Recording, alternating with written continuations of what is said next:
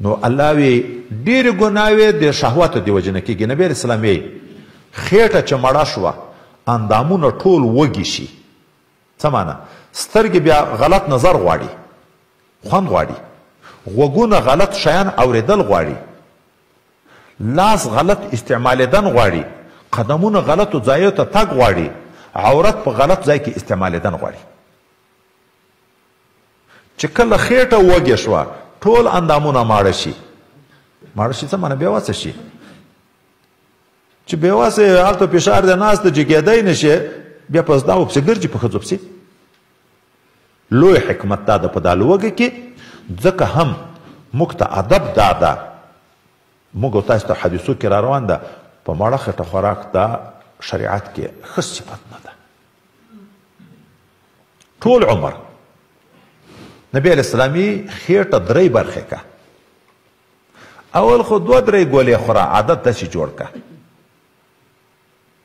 چې لږ خوراک وي، زړه صفا وي، بیا شوق د عبادت ډېر وي، حافظه مضبوطه وي، سستیا په سړي کې نه پیدا کېږي، ډېر خوبونه غفلت په سړي کې نه راځي.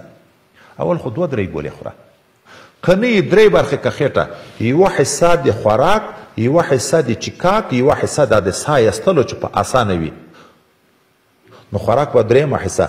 مثلا یو سړی ده 3 مړۍ خوړی شي، باید 1 مړۍ وخوري.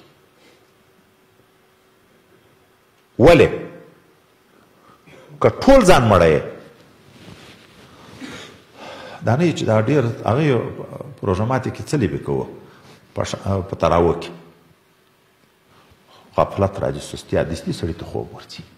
عبادت پاتې شو که نه؟ ټوله شپه تهجد ته بیا جګېدی شو، مطالعه پاتې شو که نه، دور پاتې شو که نه، حافظه هم لاړه خرابه شوه، نوی علم حاصلول هم لاړه ضایع شو، هر څه لاړه ختم شوه.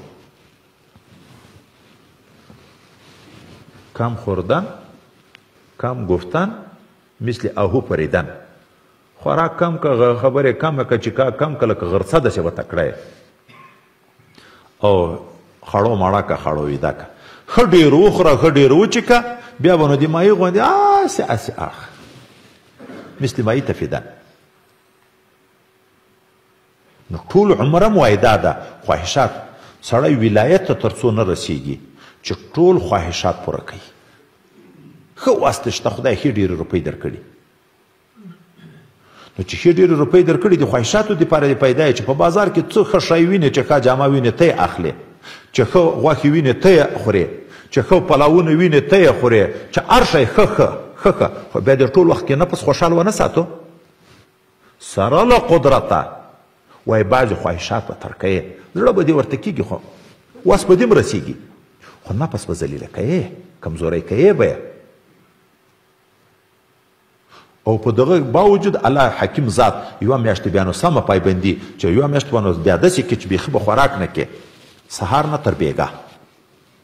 په دغه کې یو خو به په خپله متقي شي، پیدې وروسته بیا بیا ثوابو کې ذکر کوو، بل به د مسکین غم هم در سره پیدا شي چې ما په دا یوه ورځ لوږه کې څه حال ده. هغه غریب چې هغه ټول عمر په مسکنه کې، بیا به د شفقت ماده په مسکین باندې هم درته پیدا شي.